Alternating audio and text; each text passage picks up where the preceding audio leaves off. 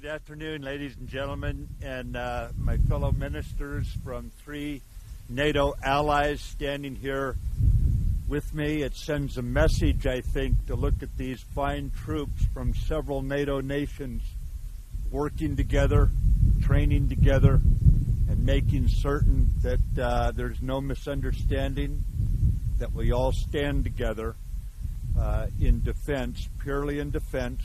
There's nothing offensive here. It is defensive to make certain that the NATO Alliance Article 5 is understood by everyone at home here in Lithuania, in the Baltic neighbors, and certainly elsewhere in this region. So with our ministers, we've had some good talks this morning together as we share an appreciation of the situation and of the road ahead.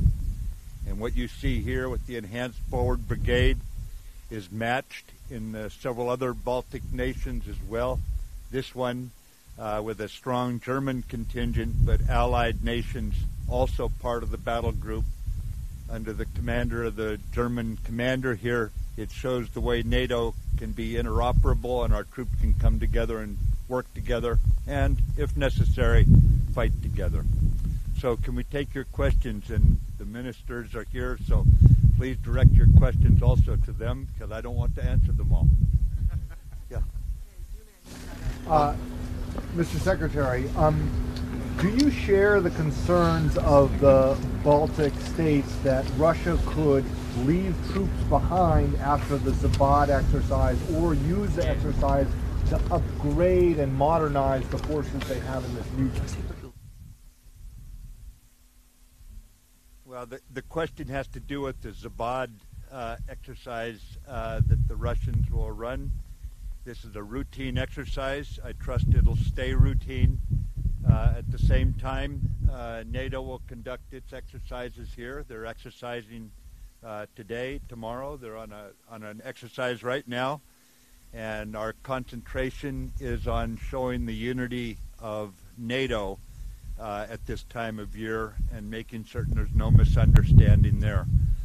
So no concerns, simply staying very visible. NATO is very visible, as you see here today. You can see it, but it's also indivisible when it comes to its partnerships with each other. We are unified as an alliance, and that's really what we're all about out here, Julian. Mr. Secretary, Lolita Baldor with the Associated Press. In the wake of the announcement yesterday, the Turkish foreign minister has said that any weapons that are going to the YPG threatens Turkey.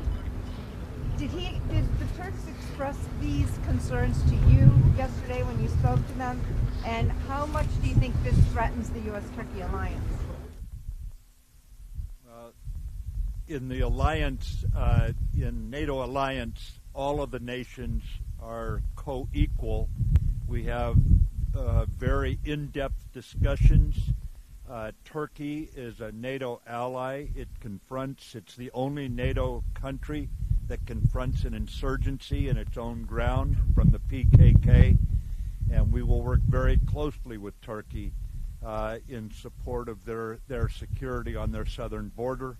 It's Europe's southern border, and we'll stay closely connected. We have very open discussions about options, and we will work together. We'll work out any of the concerns. I'm not concerned at all about the NATO alliance and the relations between our nations. It's not always tidy, Lolita, but we work out the issues. Andrews from Reuters has a question. Mr. Secretary, I'd like to ask about the air defenses, which are the major whole defenses in the Baltics.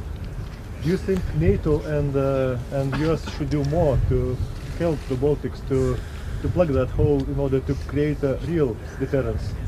And for the ministers, I'd like to ask, will you be asking the United States to deploy Patriot battery in the Baltics beyond the summer exercises?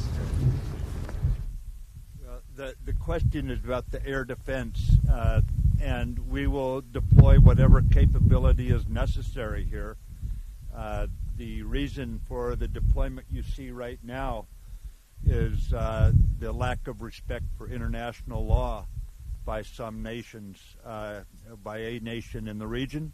And so long as nations show respect, then we wouldn't have to deploy that. But we will talk to the leaders of each of the nations, and we'll work this out in Brussels, and we'll work together if necessary.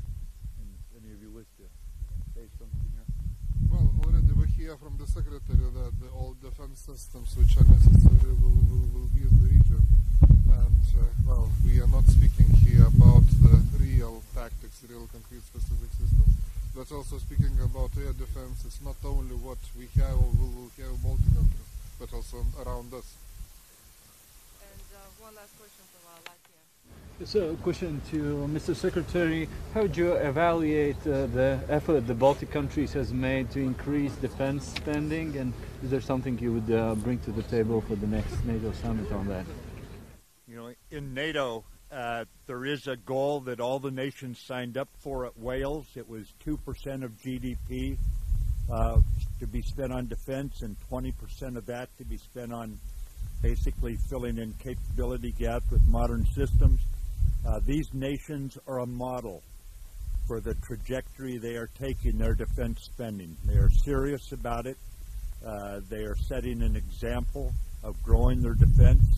In the case of Estonia, they're already at 2% and going higher. Lithuania and Latvia are on the right track.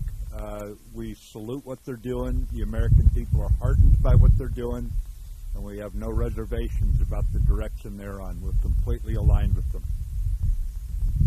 Okay. As much as time as we've got. Thank you so very much for the questions. Thank you for coming. Thank you, young lady. Thanks for letting me.